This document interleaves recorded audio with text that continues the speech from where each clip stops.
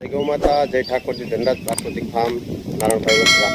ચાલો મિત્રો, એક સરસ મજાની માહિતી. ઘણા બધા લોકોનો પ્રશ્ન હતો અને ઘણા બધા લોકો જે ટચમાં હોય એ પૂછપરછ કરતા કે નારાયણભાઈ અમારી ગાય પહેલા વેતનની ઓળખી હોય તો વ્યાણી હોય તો ઘણી વખત પ્રાહવો નથી મૂકતી અને ઘણી વખત તરવાઈ ગઈ હોય, એટલે કે 7મે 8મે મહિને બચવું કાઢી નાખ્યું હોય કોઈ કારણોસર, તો અમારે ગાય પ્રાહવતી નથી. તો એના માટે થઈને અમારે શું કરવું? તો એક સરસ મજાની પ્રોડક્ટ આપણા ધ્યાનમાં આવી તો મને એમ થયું કે આના રિઝલ્ટો પણ ખૂબ સારા છે અને આપણે ઘણા બધા મિત્રોને યુઝ પણ કરાવેલું છે. તો ચાલો હું તમને પ્રોડક્ટ બતાવું અને એ પ્રોડક્ટના ખૂબ સારા રિઝલ્ટો છે અને આયુર્વેદિક પ્રોડક્ટ છે. તો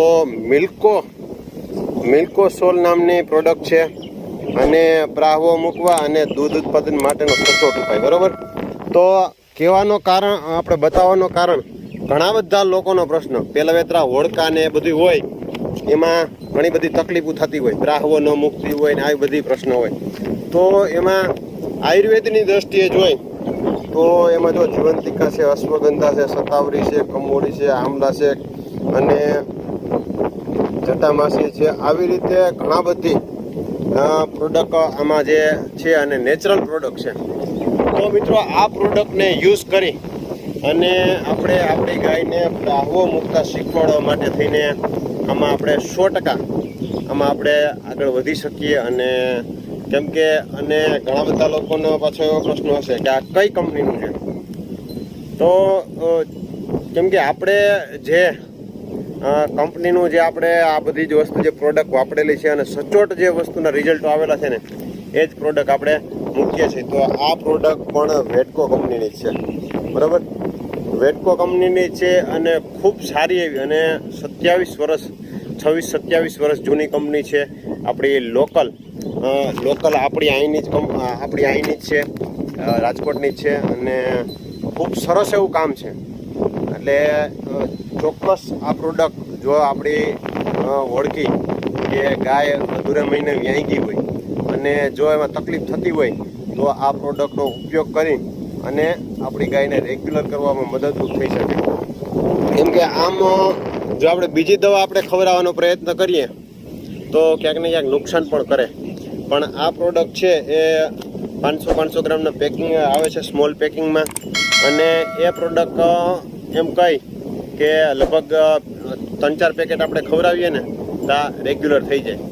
પછી તો આમાં કેવું છે કે જે રીતે જો થોડુંક રેગ્યુલર થઈ જાય ને એટલે પછી તો જો તરવાઈ ગઈ હોય એવી ગાય હોય તો એ તો બરાબર થોડીક રેગ્યુલર થયા પૈકી બરાબર સીધે એક પેકેટમાં પણ એનું રિઝલ્ટ મળી જાય.